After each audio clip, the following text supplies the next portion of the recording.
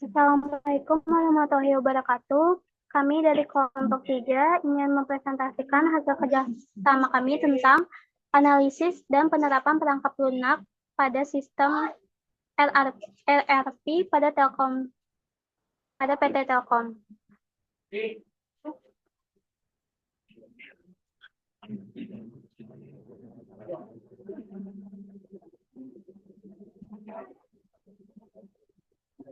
Untuk anggota kelompoknya itu ada saya sendiri, yaitu Mary J. Indriani dengan NIM 63220811, ada Riani dengan NIM 63220761, ada Princess Natasha dengan NIM 63220816. Untuk pembahasan pertama akan dijelaskan oleh Riani. Untuk Riani, dipersilakan.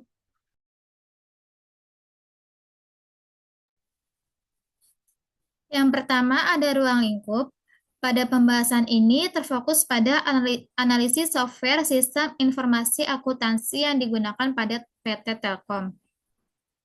PT Telkom Indonesia Tbk atau biasa disebut Telkom Indonesia adalah sebuah badan usaha milik negara Indonesia yang bergerak di bidang teknologi informasi dan komunikasi. Kantor pusat resmi perusahaan ini berada di Kota Bandung, sedangkan kantor pusat operasionalnya terletak di Jakarta. PT Telkom Indonesia menggunakan sistem ERP untuk mengintegrasikan sistem informasi perusahaan yang sebelumnya terpisah. ERP atau Enterprise Resourcing Planning adalah sistem perangkat lunak yang membantu mengelola proses dan operasi perusahaan secara efisien. ERP merupakan aplikasi yang membantu perencanaan dan pengelolaan sumber daya manusia, termasuk keuangan, akuntansi, SDM, pembelian, penjualan, dan anggaran. ERP adalah perangkat lunak manajemen proses bisnis yang berfungsi untuk mengelola dan mengintegrasikan aktivitas bisnis sehari-hari, seperti keuangan, pengadaan, produksi, proyek, sumber daya manusia, dan aktivitas lainnya. Sistem ini memberikan informasi secara real-time dan akurat, sehingga dapat membantu para pemangku kepentingan untuk membuat keputusan bisnis yang berdasarkan data yang dihasilkan. Selain ERP, juga mampu menghilangkan data duplikat dan menyediakan integritas data yang lebih baik dengan mengumpulkan data transaksional bersama perusahaan dari berbagai sumber.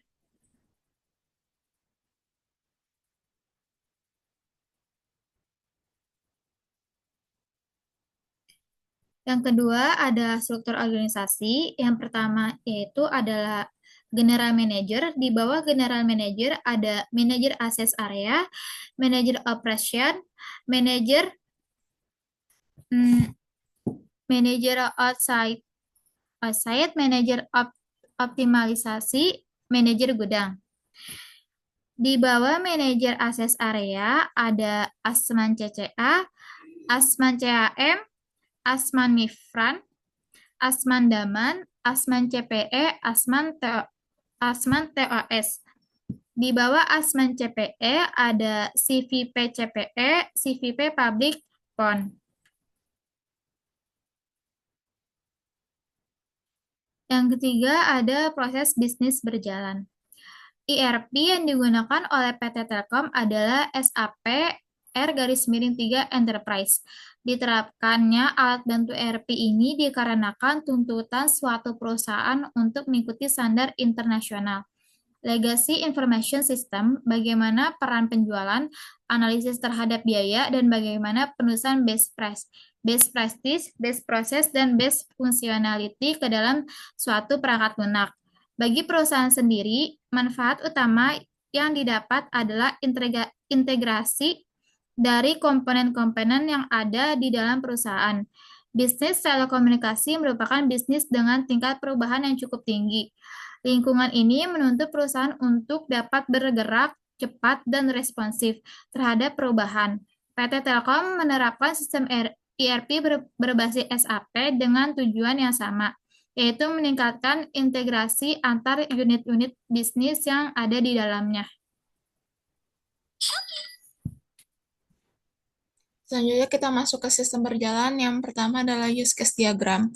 Berikut adalah use case diagram untuk sistem ERP yang menunjukkan interaksi antara berbagai aktor dengan berbagai fungsi sistem. Yang pertama ialah manajer keuangan berinteraksi dengan fungsi mengelola keuangan. Yang kedua, manajer SDM berinteraksi dengan fungsi mengelola SDM. Yang ketiga, manajer gudang berinteraksi dengan mengelola inventaris.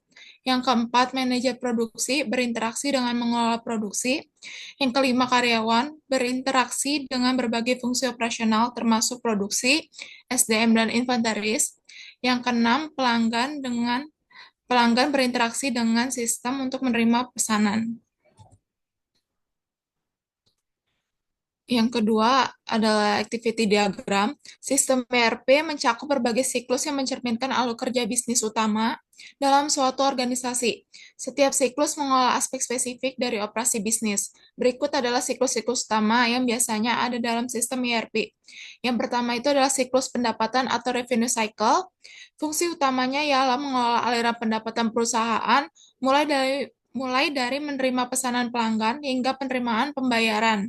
Proses utamanya adalah yang pertama, menerima pesanan pelanggan, mengelola pengiriman produk atau jasa, menghasilkan faktur, dan mengelola pembayaran dan pencatatan pendapatan. Yang kedua adalah siklus pengeluaran atau expenditure cycle. Fungsi utamanya ialah mengelola pembelian barang dan jasa dari pemasok, serta pembayaran terhadap pemasok. Proses utamanya adalah yang pertama, pemesanan bahan baku atau produk. Yang kedua, menerima barang atau jasa dari pemasok. Ketiga, memverifikasi faktur dari pemasok. Keempat, melakukan pembayaran kepada pemasok. Yang ketiga adalah siklus produksi atau production cycle. Fungsi utamanya ialah mengelola produksi, mulai dari perencanaan, pengendalian, hingga pelaporan hasil produksi. Proses utamanya adalah yang pertama, perencanaan produksi berdasarkan permintaan. Yang kedua, mengelola bahan baku dan inventaris. Yang ketiga, proses manufaktur atau produksi. Yang keempat, pengendalian kualitas produk. Yang terakhir adalah siklus penggajian atau payroll cycle. Fungsi utama mengelola pembayaran gaji dan tunjangan karyawan.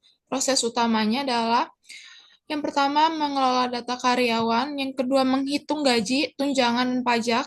Yang ketiga adalah membuat slip gaji dan mendistribusikan pembayaran. Yang keempat, mencatat pengeluaran untuk gaji.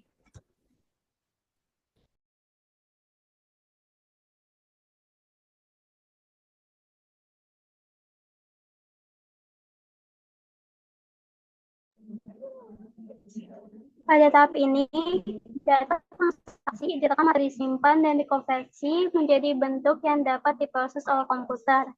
Salah satu cara untuk merekam atau menyimpan data adalah dengan menggunakan dokumen-dokumen, yaitu sebuah formulir untuk merekam data transaksi tunai yang yaitu bukti kas masuk. Dokumen ini sering disebut pula sebagai bukti transaksi atau dokumen transaksi. Untuk dokumen keluarnya, itu penjelasannya sama dengan kayak dokumen masuk. Ini yang contoh gambar dokumen masuk dan dokumen keluar.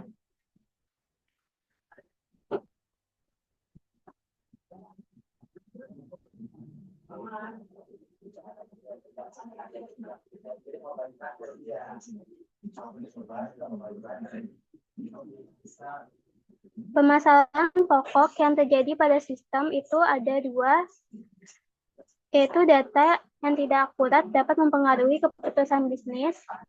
Yang kedua itu biaya yang tinggi untuk lisensi dan pemeliharaan sistem ERP.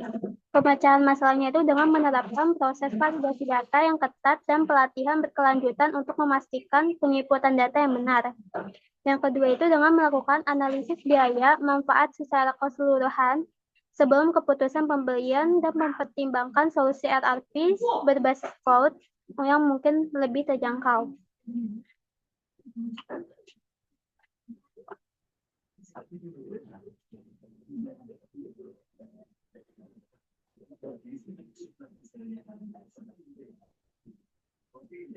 Kesimpulannya, Sistem informasi dapat berupa kombinasi yang terorganisir dari personel, perangkat keras, perangkat lunak, dan jaringan komunikasi, sumber data, dan strategi, serta proses untuk menyimpan, mengambil, memodifikasi, dan menyebarkan informasi dalam suatu organisasi. Pada PT Telkom Indonesia menggunakan sistem ERP untuk mengintegritas sistem informasi perusahaan yang sebelumnya terpisah. ERP atau Enterprise Resource Planning adalah sistem perangkat lunak yang membantu mengelola proses dan operasi perusahaan secara efisien. Saran yang bisa kami paparkan itu pertama, untuk keamanan dan privasi data, pastikan bahwa pengguna memahami pentingnya keamanan data dan mengikuti prosedur keamanan yang ditetapkan. Ini termasuk menggunakan kata sandi yang kuat dan membatasi akses informasi yang sensitif. Yang kedua itu ada pelatihan dan peningkatan keterampilan. Pastikan semua pengguna mendapatkan pelatihan yang memadai tentang cara menggunakan sistem ERP ini. Seperti diadakannya sesi pelatihan rutin untuk memperbarui pengetahuan mereka tentang fitur baru dan praktik terbaik. Yang ketiga itu ada penggunaan fitur otomatis. Memanfaatkan fitur otomatis yang ada dalam sistem ERP untuk mengurangi pekerjaan manual dan meningkatkan efisiensi. Yang keempat itu ada pencatatan dokumentasi.